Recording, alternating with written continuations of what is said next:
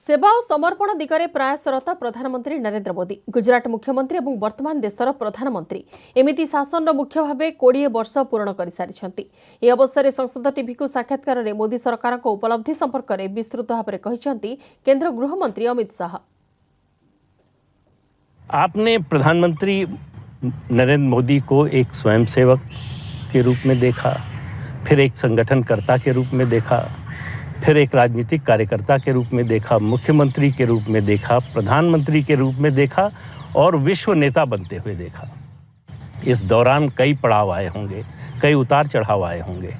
कौन सी ऐसी बात, कौन सा ऐसा मुद्दा, कौन सा ऐसा समय आया जो आपको लगा कि उनके लिए सबसे चुनौतीपूर्ण रहा? देखिए, मोदी जी के जीवन के कुल मिलाकर सार्वजनिक जीवन में आने के बाद 3 हिस्से किए जा सकते हैं। एक तो भारतीय जनता पार्टी में आने के बाद की मैं बात करता हूँ। भारतीय जनता पार्टी में आने के बाद का उनका पहला कालखंड एक दृष्टि से बनाए तो वो संगठनात्मक काम का था। दूसरा कालखंड उनके मुख्यमंत्री के उनके तत्वाधान में गुजरात में वो मुख्यमंत्री रहे और एक काम हुआ। और तीसरा राष्ट्रीय राजनीति में आकर वो प्रधानमंत्री बने। ये 3 हिस्सों में उनके सार्वजनिक जीवन को बांटा जा सकता है। ये तीनों बेहद चुनौतीपूर्ण अपने आप में रहे। राजनीति में, सार्वजनिक जीवन में परसेप्शन का बहुत महत्व होता है। मीडिया और बुद्धिजीवियों का एक वर्ग है देश में जिसका मानना है कि मोदी जी अधिनायकवादी हैं, डिक्टेटरशिप में यकीन करते हैं, किसी से सलाह मशविरा नहीं करते, अपनी चलाते हैं। तो आपको लगता है कि आप लंबे समय से उनसे जुड़े हुए हैं, आपका अनुभव इस पर क्या कहता है? मैं अपने आप को सौभाग्यशाली मानता हूं कि मुझे संगठन और सरकार दोनों में मोदी जी के साथ काम करने का मौका। पहले गुजरात के संगठन में, फिर गुजरात सरकार में, और यहाँ मैं राष्ट्रीय अध्यक्ष था तब मोदी जी प्रधानमंत्री थे और अब उनकी सरकार का मैं मंत्री हूँ। मैंने मोदी जी को नज़दीक से काम करते हुए देखा है। ये सारे लोग जो आरोप लगा रहे हैं बिल्कुल बेबुनियाद आरोप है। मैंने मोदी जी जैसा श्रोता देखा ही नहीं। किसी भी समस्या के लिए बैठक हो, कम से कम मोदी जी बोलते हैं, बहुत सब लोगों को धैर्यपूर्वक सुनते हैं और फिर उचित निर्णय लेते हैं। और कई बार तो हमें भी लगता है क्या भाई इतना सोच विचार हो रहा है। 1 बार बैठक, 2 बार बैठक, बहुत धैर्यपूर्वक वो निर्णय करते हैं और छोटे से छोटे व्यक्ति के सुझाव की गुणवत्ता के आधार पर वो महत्व देते, व्यक्ति के आधार पर नहीं देते। तो ये कह देना कि वो निर्णय थोपने वाले नेता है, जरा भी सच नहीं है। और जो लोगों ने उनके साथ काम किया है, काम करने वालों में भी क्रिटिक होते हैं, वो भी इतना तो जरूर कहेंगे कि इतने डेमोक्रेटिक तरीके से कैबिनेट कभी नहीं चलती होगी। लेकिन मोदी जी के बारे में देखा जाता है कि जैसे वो जिद करके जोखिम लेते हैं। आप नोटबंदी का फैसला देखिए, 3 तलाक, अनुच्छेद 370। देखिए, मैं आपकी बात से पार्शियली सहमत हूँ।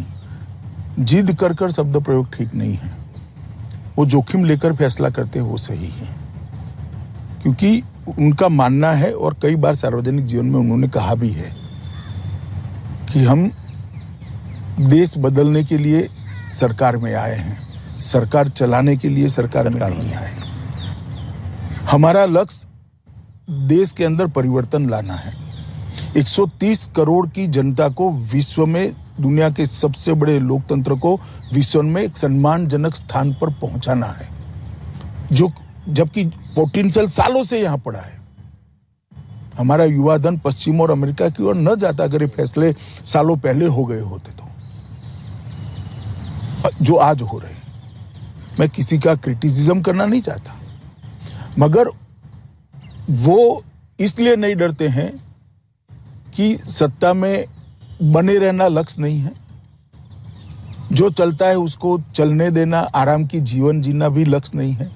एकमात्र लक्ष्य है भारत प्रथम। कोई ऐसा मोड़, कोई ऐसा मौका आया जब ये लगा कि ऐसा करेंगे तो सत्ता से बाहर हो सकते हैं, बाहर हो जाएंगे तो फिर काम कैसे करेंगे? क्योंकि ये सब आपने जो योजनाएं गिनाई, सरकार की उपलब्धियां गिनाई, ये तभी संभव है जब आप सत्ता में हो। ये जो है जनतांत्रिक राजनीति की या चुनावी राजनीति की एक सच्चाई है। देखिए, मैं ऐसा नहीं मानता। विपक्ष में रिकवरी जनता का काम तो किया ही जा सकता है। हाँ, मगर इतना जरूर है कि यहाँ आप फैसले कर परिवर्तन कर सकते हैं। वहाँ फैसलों के अंदर के जो छिद्र होते हैं उसको उजागर करने का काम करते हो। तो सिस्टमेटिक सुधार के लिए तो आप काम कर ही सकते हो, परंतु हमने कभी ऐसा नहीं सोचा कि ये करने से हम जीतेंगे या नहीं जीतेंगे। ना मोदी जी की पॉलिसी का हिस्सा हो। पॉलिसी बनाते वक्त ना ये सोच रहती है। नहीं, किसी पॉलिसी बनाते वक्त ऐसा हुआ हो तो पॉलिसी बनाते वक्त एक ही सोच होती है कि ये अच्छे परिणाम देगी या नहीं देगी, और जो लाभार्थी है उसका कल्याण होगा या नहीं होगा। कई बार ऐसा होता है कि भाई जनता में पहले रिएक्शन आता है